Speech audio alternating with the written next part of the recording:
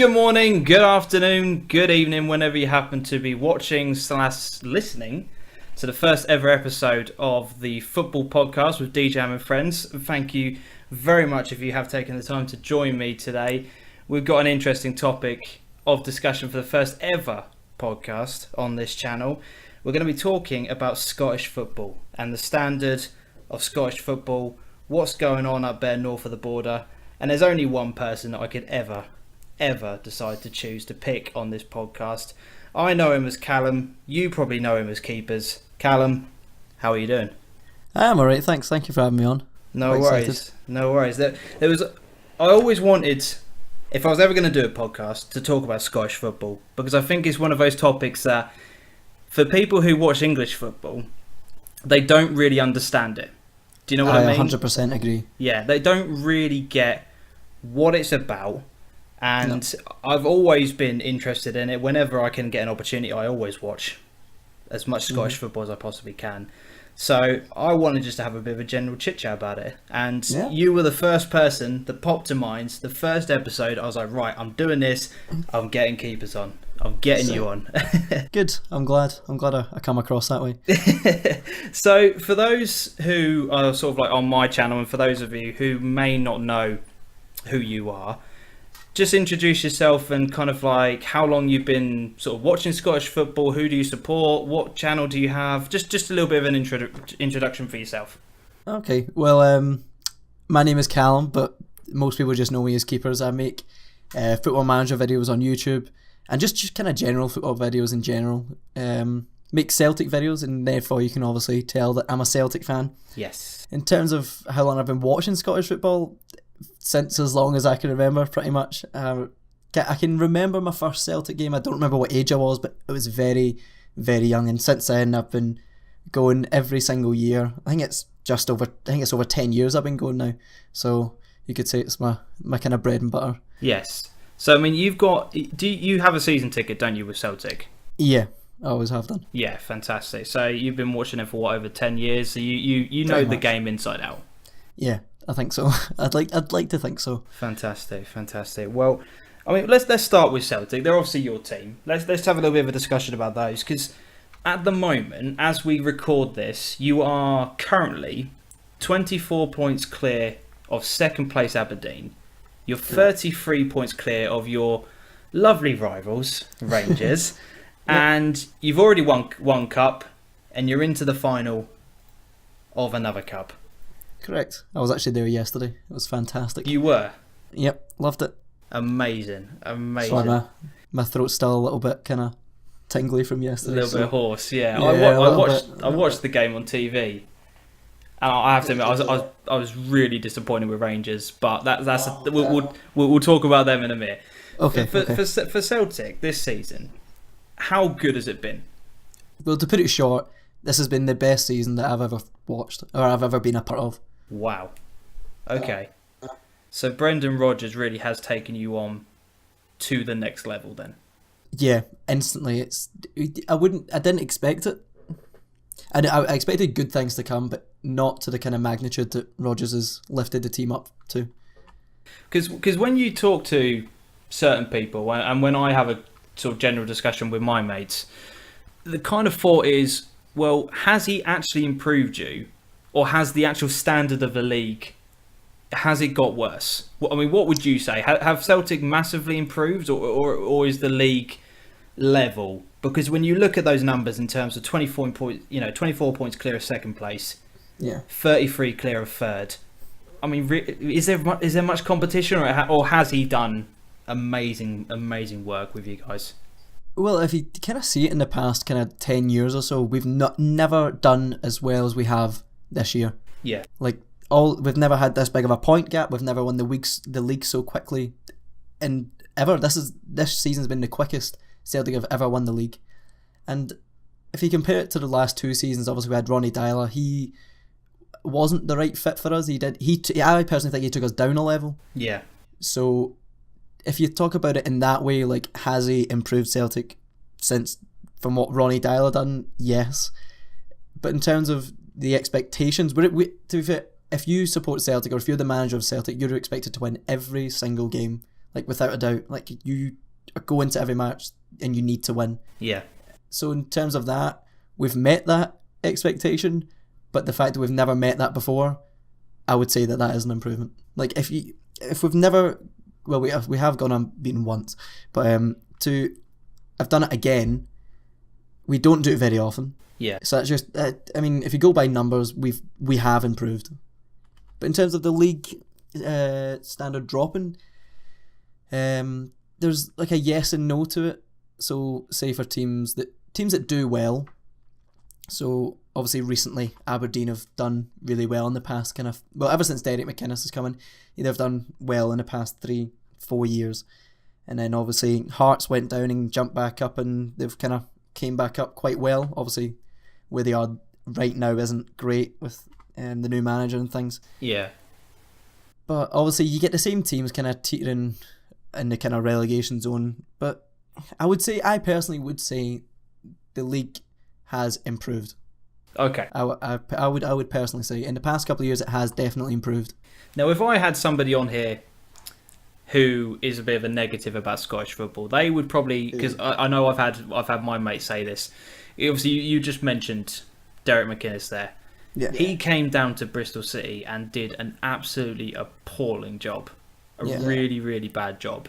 And my mates will turn around to me and say, well, if the Scottish, if he's done such a bad job down here and he's gone up there and he's doing amazing things with Aberdeen, can you not see the difference in the playing style? I'm not saying no. I'm not saying that's me. I completely understand what the argument is. Yeah. And you could even further it and say, like, Alex Neil, he did fantastically at Hamilton. Don't talk to me about Alex Neil. And then went down to Norwich, and obviously the story kind of tells itself. You could say that as well, like, oh, that furthers the argument. But I suppose you could say that for anyone. Like, let's say, for example, Claudio Ranieri. He obviously won the league with Leicester. Obviously, you can't call it a fluke anymore. Obviously, they done it. They deserve to win it. Yeah. But in his previous jobs where maybe he's not done as well, does that take away from that league just because he's now gone ahead and done well at another club? That's a good point. I don't know. It's different managers. It's different times. Managers improve. Managers get progressively worse. It's different leagues. It's hard to pinpoint if that's a. Yeah, I think some managers suit certain clubs at certain times.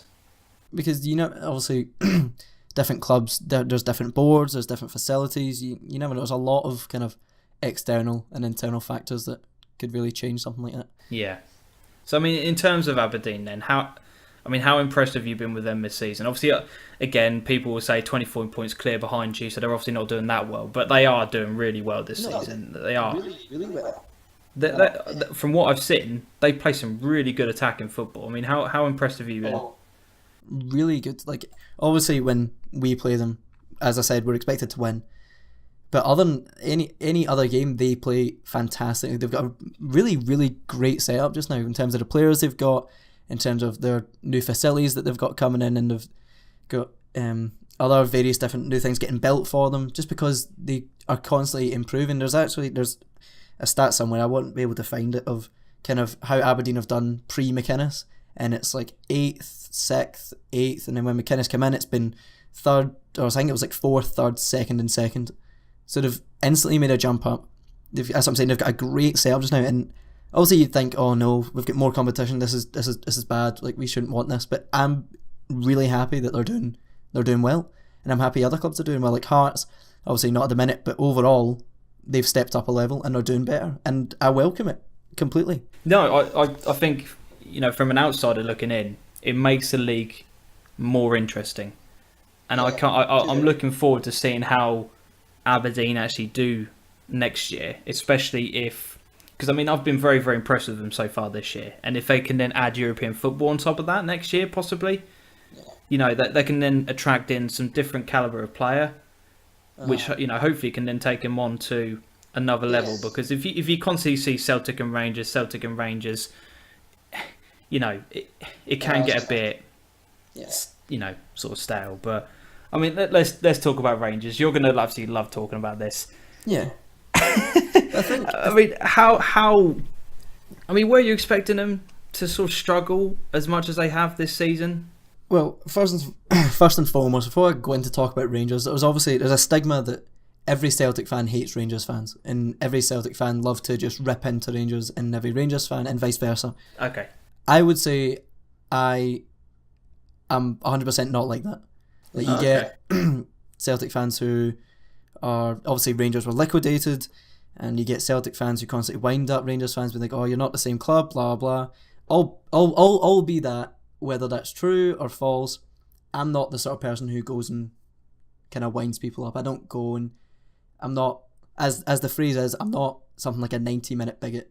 Like I don't go to games and shout all these slurs, sing all these songs that are like, I'm not 100%. I'm not like that. Okay. I don't. Whenever obviously it's background information. My dad's a Rangers fan. Oh wow. So yeah, it's crazy. That's a different story. So I don't think people realise I watch every Rangers game as well, albeit that they're at different times. I watch every Rangers game. Wow. It's just because I enjoy watching football and Scottish football. I like watching it. Obviously, it's good because my dad has his side to kind of his side of things, and I have my side, and it's good that we can both kind of exchange that. Yeah. And because I think that's why I'm not like that towards Rangers fans, is because I've never been like that kind of with my dad. So I'll tell you what, if I turn around to my dad and I said that I supported Ipswich, I think he'd have chucked me in the shed. Yeah, it's weird how it happened. It's just because it was my mum's side who are all the kind of Celtic fans, right? And my dad's side were all the Rangers, and it was just kind of you pick one, and that's how it happened. So that's the one thing I want to say first. I don't come out and just say, "Oh, Rangers are this, and that." I'm pretty much, I don't know what the word for it is. I don't know the word. You're not biased, basically. You're not 100% in this camp, and you got your green and white glasses on, and that's it. You can't look beyond that. But so I mean they have. I wouldn't know if they have struggled. I mean, as a promoted team, I think they've done reasonably well. Obviously, we're not expecting them to compete with Celtic as much as everyone wanted it to happen. But I mean, have they struggled? Have they not? Well, I think they made it worse for themselves.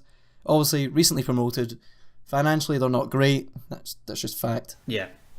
And the fans made it worse for the club, and they made it worse for Mark Warburton, because they're all singing songs like, "Oh, we're going for 55." Obviously, their 55th title. Yeah.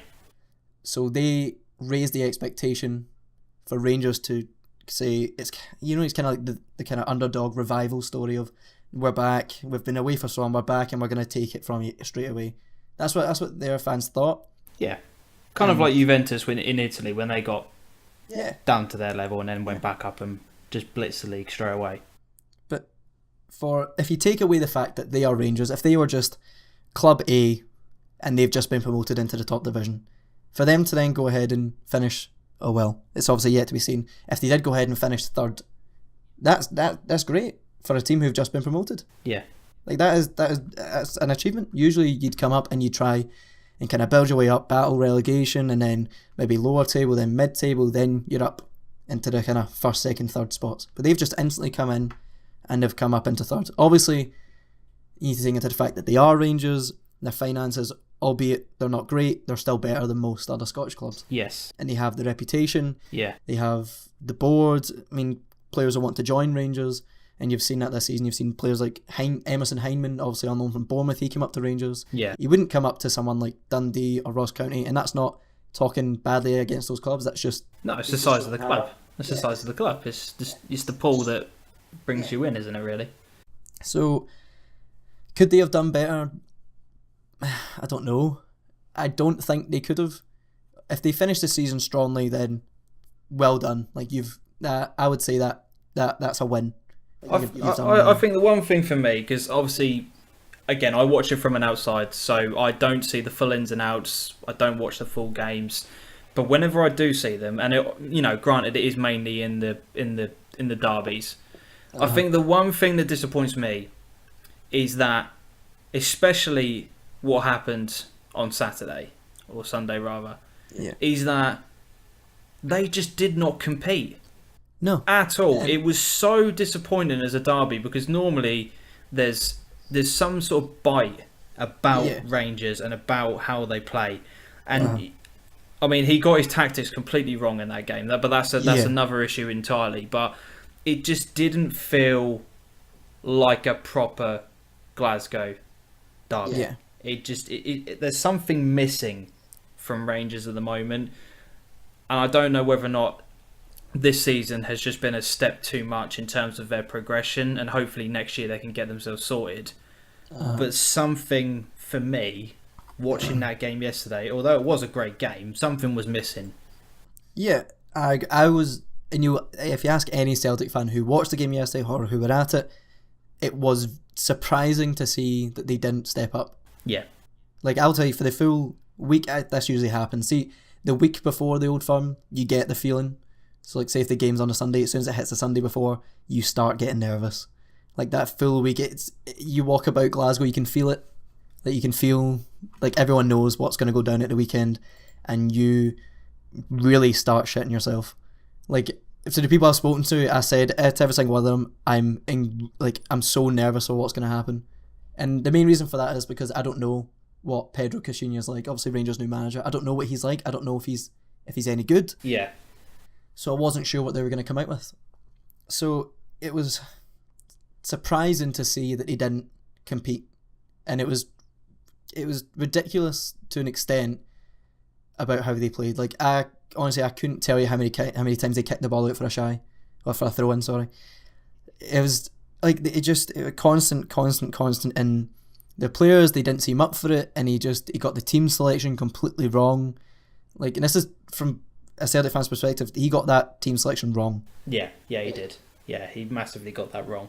But, you know, this could be the point where he then looks at those players and he says, right, you're not good enough. I now know what we need to do to make next season more competitive. Yeah. And another factor is because he's pretty much fresh in the door. Yeah. And he's been thrown into his first Old Firm game. That's probably another reason why they've not done as well. They're adapting to new ideas. They're adapting to a new kind of team selection, a new style of football. So maybe it's going to be difficult for them to go ahead and beat a team who have currently dominated from start to finish.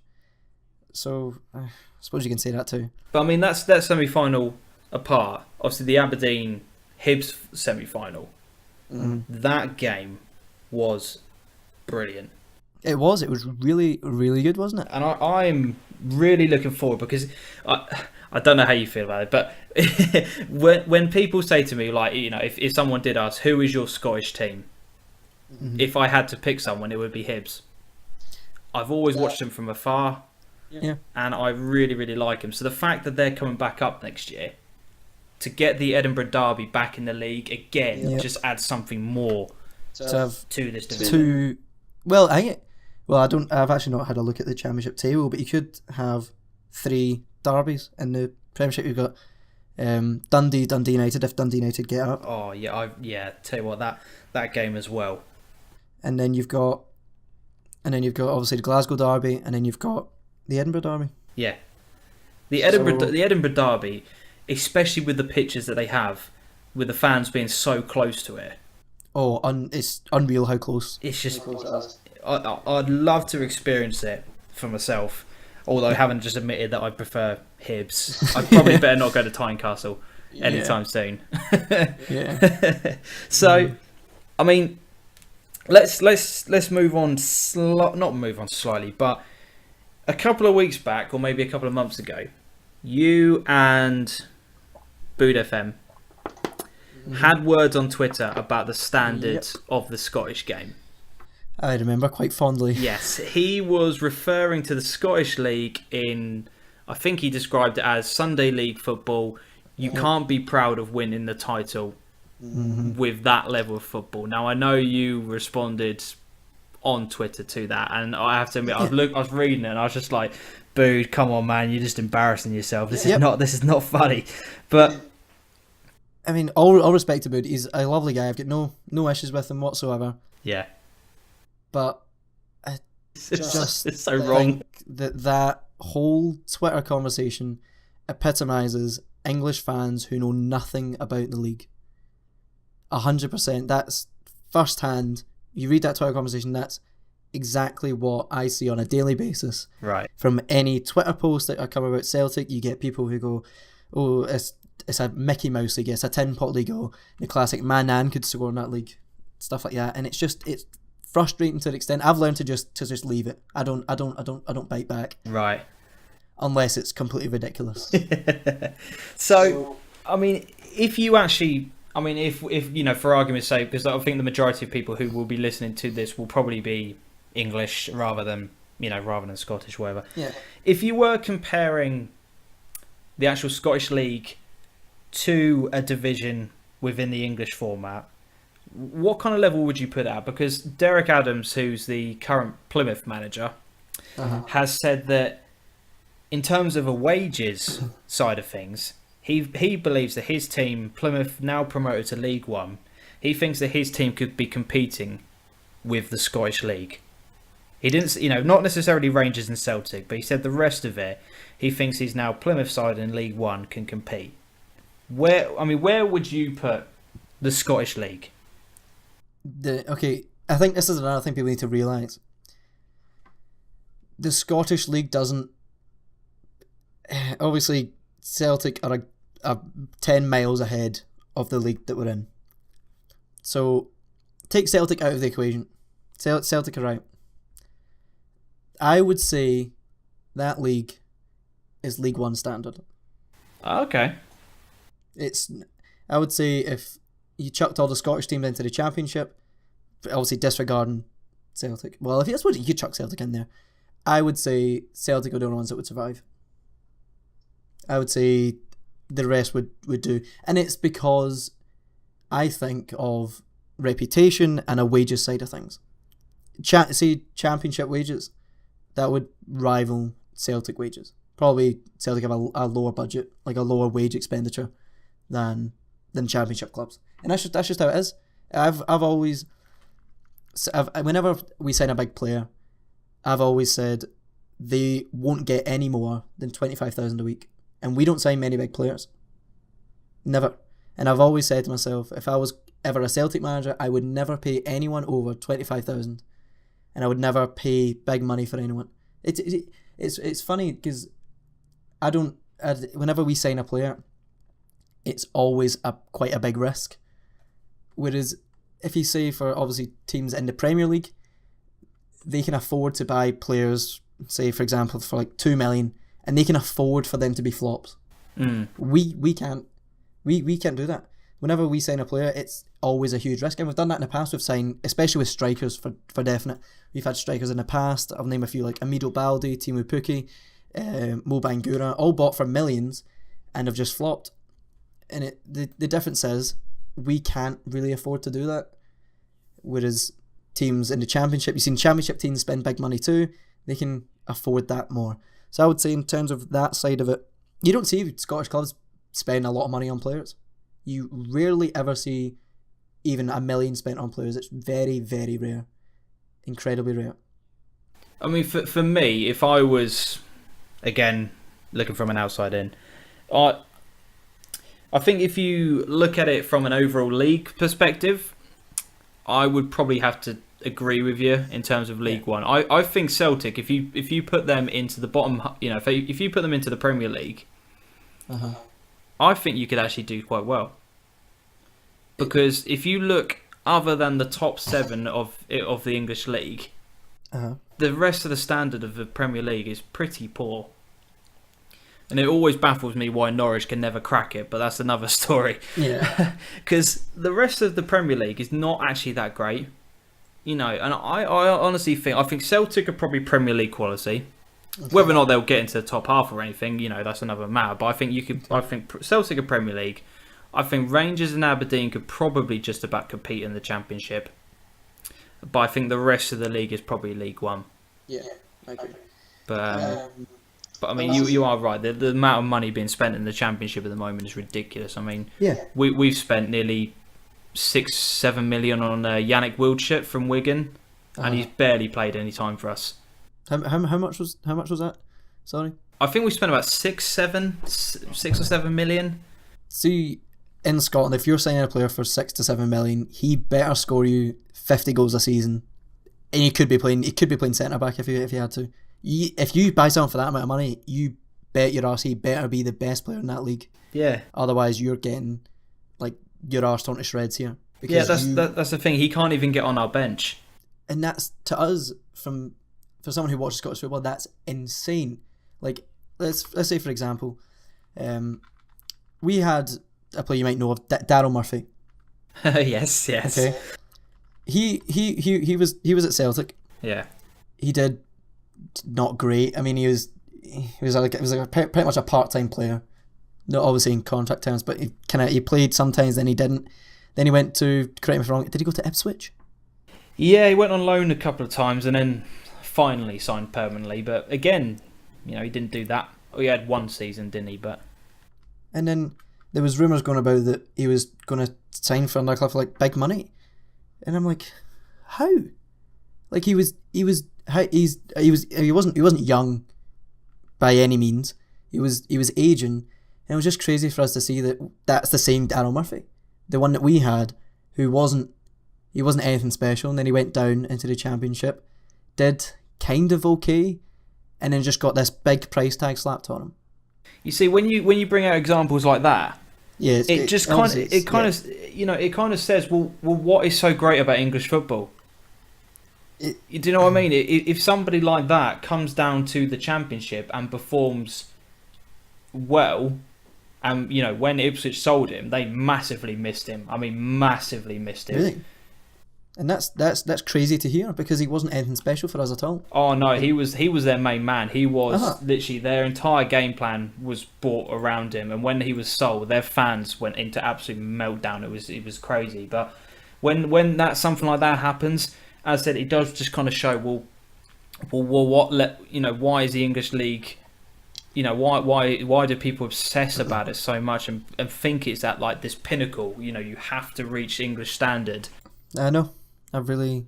It's crazy. I don't understand what is happening that makes that. Is that the way it is? Like, is it to do with, obviously companies like Sky? They promote it like hell. They promote it much more than any other league. Yeah, I mean, their promotion this weekend, what was it? It was, I can't remember what they called it exactly, but it was like something of the Giants or something like that. It's like, heavyweight giants competing. And the two games that they had on Sunday were Liverpool Palace, and what was the other game that was on earlier on? It was Burnley Manchester United. And I thought, well, Palace and Burnley are safe.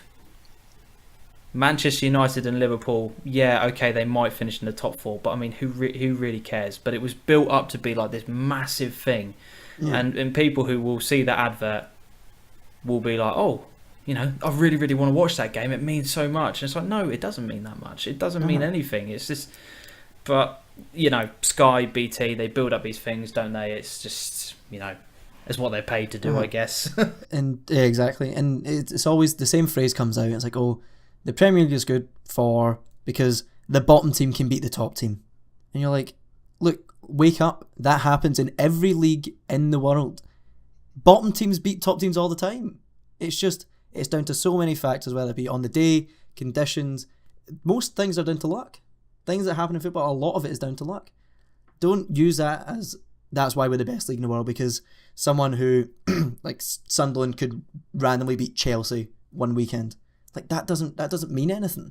That happens in leagues. Barcelona get beat off small teams, not regularly, obviously, but a lot. Like this season, they've dropped points against smaller teams. It happens in leagues all around the world. And I've never understood that argument. No, I just think English fans are they're so far up. Well, we won't say, but they're they just live in this bubble that everything about English football is the best. I mean, for me personally, my favourite league is the German one, Bundesliga. But I was going to mention Bundesliga. Bundesliga for me is what I want English football to be about. But anyway, that's a whole other topic. We're going to concentrate back on the Scottish League now. Okay. I mentioned to you, obviously, we had a bit of a chat before we came on. Mm-hmm. And I mentioned to you about the Scottish League and the current format that it's in. Right. Okay. If you could change one thing about the Scottish League and how it's run, in terms of maybe like the league split that happens at the end of the year, or the number of teams involved, or something that could change Scottish football for the good. I would say more teams in the league. Thank you. I would say that. Then eradicate the split comes second. Okay. That comes second. Yeah. But more teams in the league, I'd say. Because I mean, when you obviously it's 12 teams in the league at the moment, isn't there? Yeah. And there's only 3 other divisions which have 10 teams in each. Is yeah, that... very, very small. Yeah. Very small. There is the argument to say if you add more teams into there, the more competitive will be. Yeah. The challenge of different teams, different grounds, different atmospheres, all these kind of things come into play. I mean, what number would you say, right, that's the number of teams that would be a good level for the top division? I mean, even just increasing something like 14, that's an improvement. It's not so much, and it's not too little. If you look at it and you go 12 teams, like that's not a lot. And it's a domino effect. If you add more teams in, then obviously you see the improvement of fans will buy more season tickets because, oh, look, we're in the top division now. Let's go and watch this football. Ergo, more money for the clubs, and that can be reinvested in X, Y, and Z, whether that be facilities, players, grounds, whatever. So even just going up to 14, maybe 16, but I would say provisionally, even just adding 2 more teams in, that's better than nothing. I think one thing for me, I do not get the playoff system that's involved between. Jeez. Obviously, the bottom team go down. For those who don't know, the bottom team go down. The top team in the division below go up. But then the second bottom team in the Premiership, who then go into a playoff round with the 3 teams in the playoffs in the division below. And then it's, 4th versus 3rd. And then they play 2nd. And then that plays the team who's finishing the relegation playoff. It's ridiculous. And every year Scottish fans need to remind themselves how this all goes on, because it's so difficult to understand, and it's ridiculous how it goes across, because you end up playing so many games, so many these playoff, relegation playoff, promotion playoff games, that it just kind of becomes slightly unfair. I don't get why you can't just go for the simple. Obviously, they've got it right. Bottom team gets instantly relegated. Top team gets instantly promoted. That's fine, whatever. But why isn't it just you get 2 teams relegated? So why don't the second and last team play each other? Whoever wins, they stay up. The other one goes down. And then in the league below, why doesn't second and third play each other? Whoever wins go up. Why is that not simple enough? That's the most fair. Because or even if it's just the same as what you do in England, just having the 4 teams who finish below first in the league below going into a playoffs, and then the bottom 2 teams go down. Because it's almost as if they don't want other teams to get promoted into the top division, because obviously there's a lot of factors. If you're second in the league and you're gonna go into a promotion playoff, obviously team morale's good, team morale's great. And then you compare that to someone who's, battling relegation, morale's not going to be so great. So I suppose in terms of that, it maybe levels it out. But I just don't know why they can't just go for traditional, a couple of teams in playoff spots, why they just play each other. Because I don't understand the reasoning for it. No, it's a very, I mean, from again looking outside, it's one of those things you just think it's just such a stupid format. Yeah. But let's not forget, this is Neil Doncaster, who was the former Norwich chief executive, who dragged our club through debts after debt administration. That guy is, well, I can't put my thoughts onto this podcast without having to beep it out, and I haven't got the editing material to be able to do that sort of stuff. So I can't describe it, but it does seem like such a ridiculous. I mean, there's the split at the end of the season where effectively 7th could finish with more points than 6th, which again always looks bizarre. And from somebody who like me, who's incredibly OCD, that just does not work out, and I can't. It does my head in. It's crazy. The relegation formats. I mean, the number of teams in the division, I think, would add more competitive to it. Yeah. You know, but you are right. It does almost seem as if it's like, well, we don't want these teams getting promoted. We'd rather the bigger teams stay in the division. Whereas I just think if you deserve to get relegated, you should be relegated, and if you deserve to get promoted, you should get promoted. Not okay, yeah, you done really well, you came second, but nah, maybe next year, because the team in a division above you with more money they've just beat you, because that's just how it is. It's almost as if the rich get richer and the poor just kind of stay where they are. Yeah, it does almost have that sort of feel to it, doesn't it? Yeah. It's well, it's one of those things. I'd love to hear what you guys think about it. If you want to just drop down your thoughts in the comment section below. If you've reached this point, it'd be awesome. If what would you like to see different in the Scottish League? What one rule would you want to change? Leave that down in the comment section below. That would be amazing. Now, we've talked about the Scottish League. We talked about Celtic a little bit. Let's move on to the national side. Let's get your thoughts and opinions on what is going on with the Scottish team as things stand. Now, at the moment, again, current point of recording this, you are currently sat in 4th position. Yes. 7 points. So 2 wins, a draw, 2 defeats. How are things going with the national team? How are you enjoying Gordon Strachan's tactics, selections? Is he the right man for Scotland? Because me and Home Dressing Room, we do the podcast about England, so I talk regularly about the national team. And I just want to get your kind of thoughts on how Scotland as a nation are doing right now.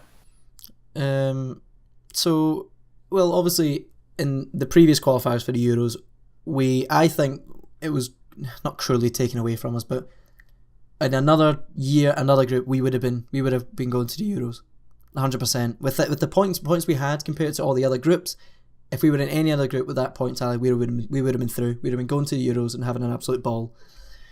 But obviously, all the other teams in the group did well, X, Y, and Z. But that qualifying campaign is the best I've seen. Now, obviously, I was going to say my lifetime, but we were in the World Cup in '98, so that doesn't count. But since '98, that was our best campaign for qualifiers. We played. It was surreal to see how well we were playing, and we were giving teams like Germany a game. We were giving loads of good teams games, and now we've gone into the World Cup qualifiers. It's just dropped back down to same old Scotland pretty much, where we just don't turn up for games, and it's almost as if Scottish players don't really want to play international football. They'd rather play club football. And people have always asked me, like, obviously it's the common question, would you rather your team win the Champions League or would you rather your nation win the World Cup? And I would 100 times say I would rather Celtic win the Champions League, because it means more to me.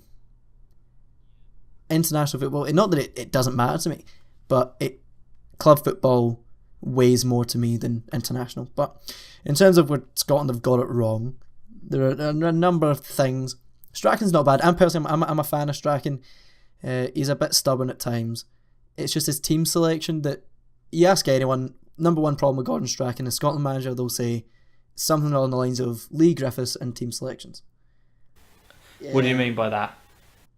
So it's even the players he calls up, but the whole spat between Strachan and Griffiths was he was never picking him, and he's clearly the best Scottish striker around just now, and he was constantly playing Stephen Fletcher all the time, and every game was Stephen Fletcher, and you're like, the only goals he scored, or the most goals he scored, were against Gibraltar, and he was celebrating, running about like, oh yes, I'm scoring. Like, did he score a hat trick? I can't even remember. I'm like, this is the only game you've been scoring in, and everyone was like, they were calling Strachan saying, stop playing Fletcher. You've got Griffiths sitting right there. You've got Griffiths, you've got Rhodes, you've got Chris Martin. Stop playing Stephen Fletcher.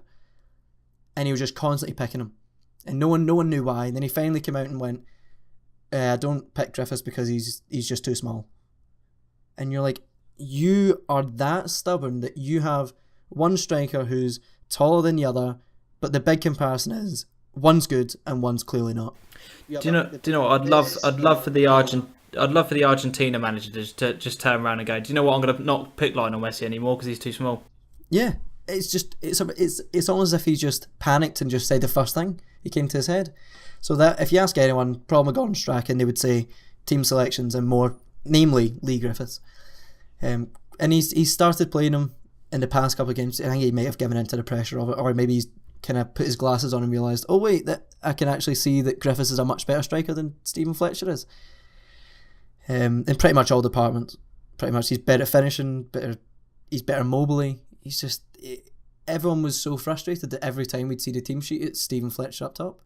Because he just doesn't do anything. He's just a big pillock up top who just stands and does nothing. And then when you see that, it doesn't really motivate you to then sort of want the game to go well. Do you know what I mean? It's not. It's, you know, there's no sort of drive and like passion when you're seeing that sort of team selection again and again.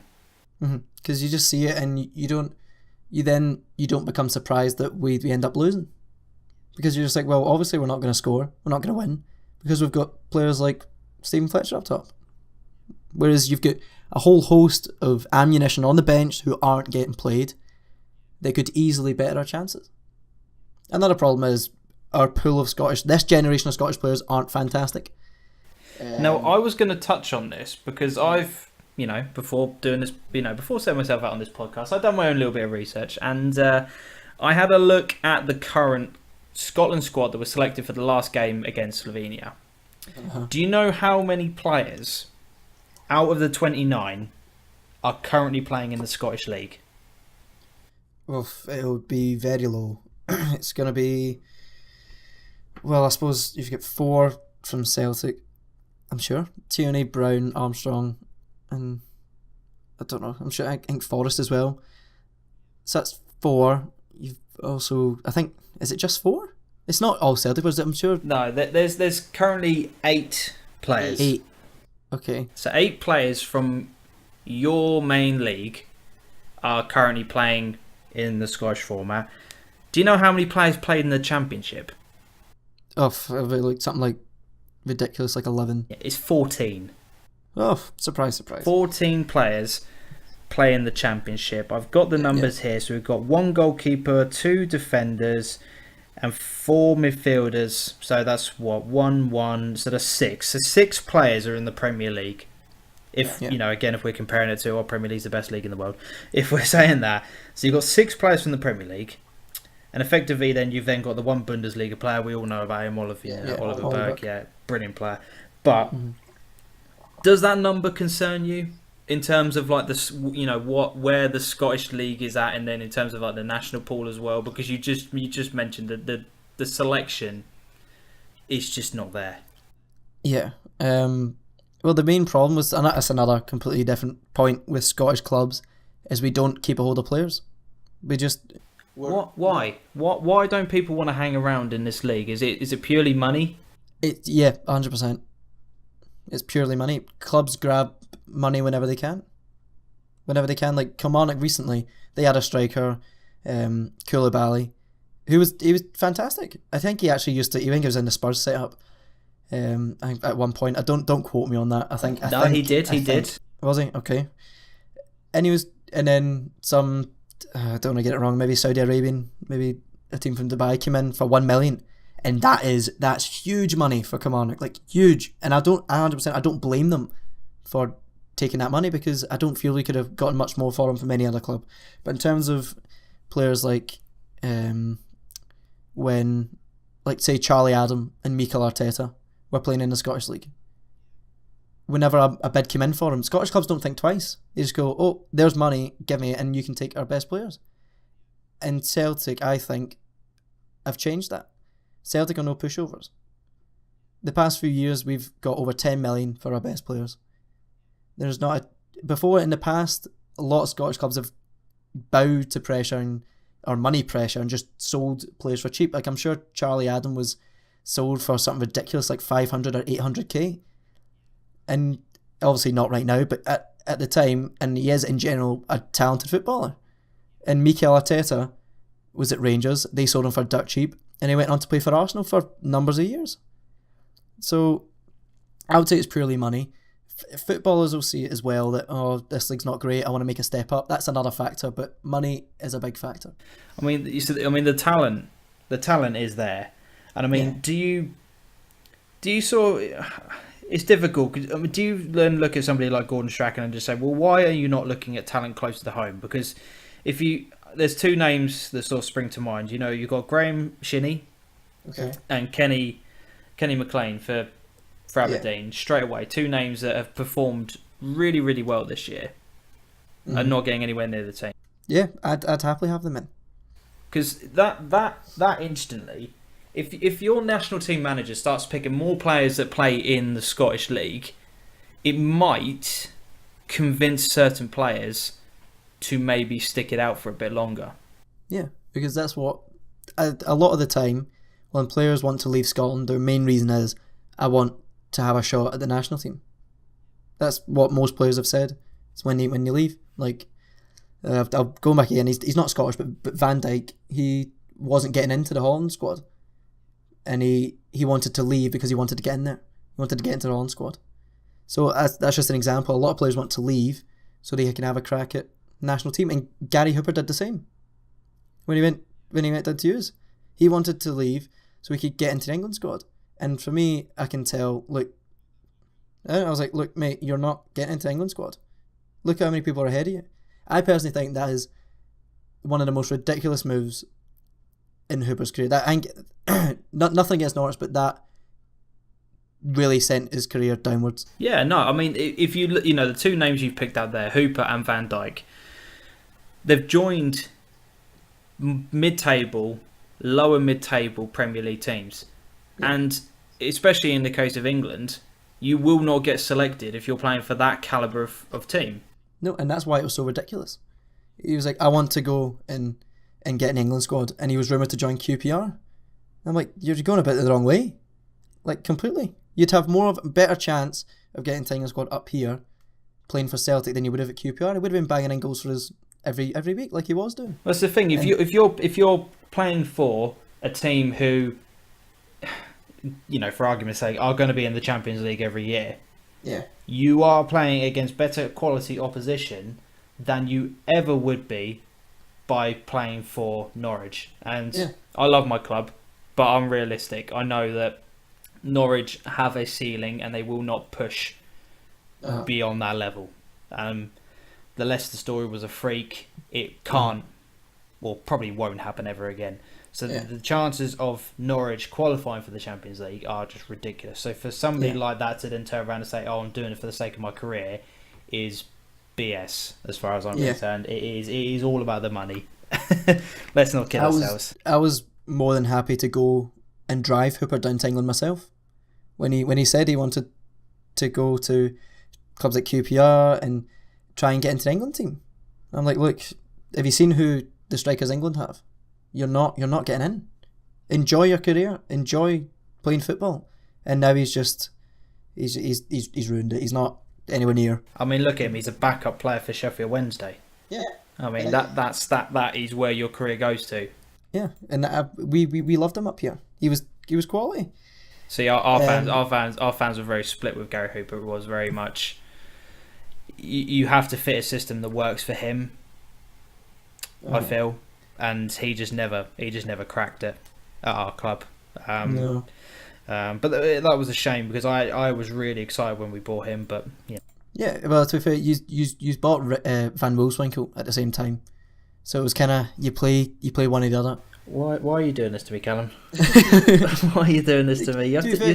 He done well for Sporting. Yeah, he did, and we bought him in to be a target man. It's just for that's just. And then you had to play one or the other.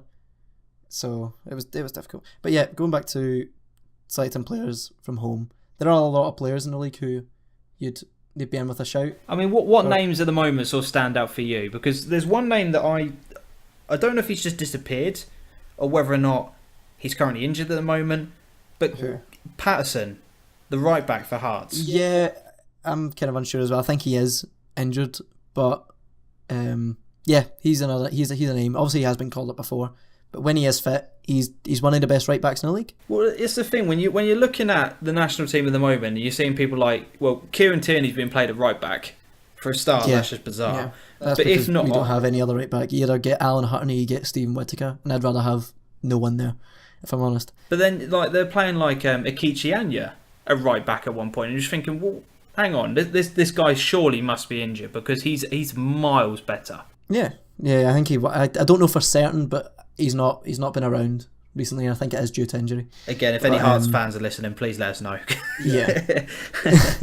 So what players at the moment are doing well in the Scottish League for you that deserve a chance? Well, obviously you said Shinnie and Kenny McLean, both of them. Hayes as well for Aberdeen, and I don't know if he was called up recently. John McGinn for Hibs. He's not even in the top league, but he's playing for Hibs and he's doing really well. He has been called up in the past, but I don't know if he's recently been called up. There was one midfielder that I found in the Scottish Football League, but I can't remember who it was in the current squad. Let me see if I can just try and find it whilst you're chatting. Can't really think of any else, but a lot of our players are aging. Like you'll find out, if you look at the squad, you'll see the amount of players who are over the age of like 28. It's ridiculous. We still have Darren Fletcher playing and stuff like that. Right? Is like the next crop of players that are coming through? Is there anybody that's sort of like that is actually like sort of come through at the moment? You're thinking, God, we need to get him in the national team as soon as we possibly can. Is there anyone that's sort of shining out for you? Ryan Jack for Aberdeen as well. He's been doing really well. I'm not sure if he's in the squad just now, but I think the next generation of Scottish players are going to be better than the one we have right now. It's just a shame that the best Scottish youngsters right now are all left backs. Obviously, you've got Andrew Robertson, you've got Tierney, you've got Tony Gallagher at Falkirk. They're all left backs. Like, we don't need so many. But the defence is the biggest problem for Scotland. 100%. We've got no competent centre halves. No. You have Christoph Berra, who is a declining player, and you have Russell Martin, who I don't know if you follow my Twitter feed. I absolutely hate Russell Martin. I hate every Scotland centre half. Grant Hanley as well. I don't know if he should be even playing football. They're all just, I can't. It's the centre half specifically. It's just, I don't want to be mean, but it's just nobody's. You're only playing because you are the only centre halves we have. The only one who probably deserves any sort of airtime is Charlie Mulgrew, possibly. Yeah. He's the only centre back where you think, yeah, actually, I trust him as my centre back. Yeah. But the rest of them are pretty. I don't know how he's doing for Blackburn this season. I don't know if he's even been playing very often. I mean, they're getting relegated, so that just about says all, really. Yeah. So, but defence is the biggest problem. Other than that, midfield, fantastic. Up front, it's getting better. You get Ollie Buck coming in. Obviously, you've got strikers. Obviously, Rhodes isn't doing great, but you've got Chris Martin. You've got Griffiths. You've got a lot of good players coming through. Yeah. It's just a defence. Yeah. I mean, that player you were mentioning, John McGinn. Yes, he is. He was in the squad. Is he? Okay. Yeah, he was. Well, he is. He's one of the youngsters that are kind of coming through, who is fantastic. So basically, our message is to Gordon Strachan: you need to start watching some Scottish games more. Yeah. You need to get yourself up there.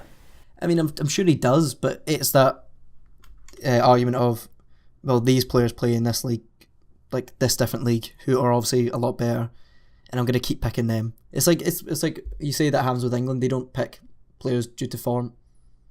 They pick players who have status. And I have to admit, that is probably the one positive about Gareth Southgate at the moment, is that with his current squad that he picked recently, the big names were dropped. Yeah. And it was about the players that he knows, the players that he trusts. And the brand of football was really good. And I mean, if Gordon Strachan could just get that, and if he could look closer to home, I think he would uncover some proper gems in there. Yeah, and he will. It's crazy how well we probably would do if we picked the right players. But obviously there's some things you can't avoid. Obviously the pool of players we have at the minute isn't great, specifically in defence. And the great ones we do have in defence all play left back or right back. So it's not. That's probably why they play Tierney at right back because they don't want to play Alan Hutton anymore. They don't want to play Stephen Whittaker because, frankly, they're both rank rotten. Yeah. I mean, Whittaker's just he's a joke. I can't stand him. He's a joke. He's an absolute joke. That boy. Honestly can't stand him. Yeah. Haven't been for the Rangers. I can imagine why you don't. But he's just not good, is he? But yeah, I mean, we'll leave on a final question. We'll wrap it up. If Gordon Strachan was sacked tomorrow, who would you want as a Scotland manager to identify other players and try and change the national setup? Who would your ideal man be? So are we talking about like a real person who I want to come on, or like my ideal made up person? We'll go realistic. We'll go. Okay. Okay. Honestly, it's so hard to think of names because you don't know. I've kind of put you on the spot here, haven't I? Really? Sorry. I've kind of put you on the spot, really, haven't I? No, it's just obviously there's a lot of guys out there who can manage football teams, but it's not even just someone in particular. Because if I could choose, I'd say get Brendan Rodgers in there, or get Jose Mourinho in there because they're top quality managers. But I would like someone. I don't know if there's a difference between obviously you get foreign managers and you get domestic. The advantages about foreign managers are they bring a different style of football. They typically are better than domestic managers. But the problem with them is, would they look into the Scottish League? Would they just see status? Yeah, would they just see that? But it's good for domestic managers because they know our game more. They know, obviously there's a language barrier that they can overcome, despite Scottish still not being as easy to understand even to Scottish people. So I don't know, it's a hard one to think of. And Strachan's good, it's just there's a lot of things he can't help. Stubbornness is one of them. Because one of the names that has been recently linked, because obviously prior to you winning against Slovenia, there was talk that he's going to be sacked at any moment. Yeah. They did mention about Alex Neil going in. Oh. What would you say to that? I wouldn't say no. I would be. I mean, just someone. I mean, at this point, whoever comes in, they can make the best of a bad bunch if they want, but don't expect to, be winning the World Cup. Don't expect to be progressing into the quarters, semi-finals, or anything like that. They're there to make the best of a bad bunch, I think. And I feel it's a bit harsh. There are a lot of quality players in there, but compared to what Scotland were like in the 70s, 80s and 90s, we're nowhere near. We're nowhere near that, and I don't know when we'll get back to that. I just think most Scottish fans just want to see their team at a final so they can go out and have a good time. Yeah, that's honestly one of the things we want. When you saw the Euros and you saw Northern Ireland especially over there, and you saw Wales, when you saw Wales over there, and you see those guys over there having a great time, having a party, that's what you want. We want to be part of that, and that's one of the things Scottish fans want. We just want to make it. We're just there. We want to make it and we want to have a good time. Yeah, and I think English fans are incredibly selfish with that sort of stuff, and just we take the qualification sort of stuff for granted. Yeah, because I don't think English fans realise how much that would mean to the Northern Irelands, the Wales, the islands of Scotland, because it would mean if we would qualify, that's it, job done. That's the biggest achievement in coming up 10 years. That's the biggest achievement. And we would go there, and the reason why we'd be so excited is because we're finally here and we can finally get put on stage to show us what we can do and show us how great the fans are. Because you won't find many other passionate fans than the Irish, the Northern Irish and the Scottish. We'd just go there and we'd have a piss about. We'd have great fun in a completely different setting. Yeah, you see, English fans just go over there for a fight. Yeah, and it's really upsetting to see something like that. Like you're in one of the biggest tournaments in the world for your nation. Just go and have fun, make friends. Yeah, you see, this is why when England do go to their World Cups and Euros, etc. That's why I'll never go. Yeah. I just the problem the moment people realise that you're English, you're in trouble. Yeah. And it's just how it is. And I would never and it's a sad thing to say, but I would never go to a tournament unless it was held within the UK. Here, yeah. I understand. But the chances of us trying, of us claiming it and being the home nation again is very, very slim, because English football is just, it's got that reputation.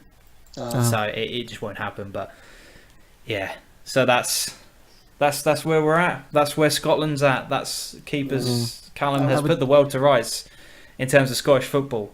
It's been brilliant having you on. Yeah, I've actually really enjoyed it. It's like getting a weight off my chest. I love speaking about Scottish football and the state of Scotland and the national team. It's great to talk about. And I wouldn't go as far as say educate, but I like enlightening people about what it's actually like from someone who has watched the league since as long as they can remember. It's not as bad as people think it is, and that's why you see so many Scottish fans getting frustrated on social media about the league and things like that, because you just read it and you just go, you don't know what you're talking about. And I feel there's a stigma about it where anything about Scottish football or the Scottish national team, there's a stigma about it, like, let's go on and start winding people up, because they know they get a reaction out of it. The thing is that, I mean, there's one in particular. There's a Facebook, obviously they're on Twitter as well, away days, or football away days, and there's a lot of people who do comment and wind Scottish fans up. But the thing with those guys is that half of them are armchair fans, and they don't actually know what a real game of football is like. So I wouldn't rise to their bait. Do not rise to their bait. I never do, unless it's directly to me. I would tend to not bite. I don't go out and start obviously there's a difference between a debate and an argument. If someone comes to me and wants to talk about it, okay, fair enough, we'll have a nice discussion about it. But if it turns to ridiculous statements, don't bet on me holding back. I will go all out and I will tear your argument to shreds if you are being like that. And there's an example of that on Twitter. Of not even just me, several other people chimed in, and his argument just got torn to shreds, and rightly so. There was even some arguments that were being said that you don't even need to watch Scottish football to just go, how? Like, in particular, that Victor Wanyama and Van Dijk are championship players, and you're just like that. My reply was, that surely must be a joke. Like, you're surely winding me up now. So if I would only bite if it's towards me. I don't go out and start arguments or wind people up about football. I don't do that. I think my one bit of advice for anyone who is listening to this and is is sitting there going, you guys are idiots, you don't know what you're talking about, is seriously, when you've got some time, sit down and watch a game of Scottish football. Not the Celtic Rangers derby, because that is high intensity. That game will always be one of the dates on the calendar to watch. That will always be that case. But just 100%. watch a normal game of football in the Scottish League and judge for yourself. Because, as I said, I've been watching it for years, and as I said, the Aberdeen Hibs game on Saturday was fantastic, and that was a Premiership team against a Championship team, and it was just brilliant. Yeah, you wouldn't tell that one was in a league below. It was just a great game of football, and that's all you want to see. As a neutral, you want to see a good game of football, and that's exactly what was on show. And it was a great advertisement for Scottish football. Exactly. So, as I said, that's my advice. Sit down and watch a game of football before you judge too much. But as I said, Callum, thank you very much for coming on. It's been no worries. It's been brilliant, and for a first episode, I'm very, very happy, because, as I said, we've got a lot of things. We talked about a lot of things on here. We put the world to rights on Scottish football, and I'm very, very happy. So thank you very, very much for coming on. No worries. Anytime. No worries. As I said, thank you very much for you guys. If you stuck it to the end, high praise indeed. As I said, leave me down in the comment section what you think about Scottish football. What do you think about how well Celtic have done, Aberdeen, Rangers? What do you think about the level of football? What does Scotland need to do as a national team to improve the overall game? Leave me some comments down below. That would be absolutely fantastic, and I'm sure me and Keepers will reply to every single one of them. But thank you very much again for watching / listening, and until we see each other next time, adios. Goodbye.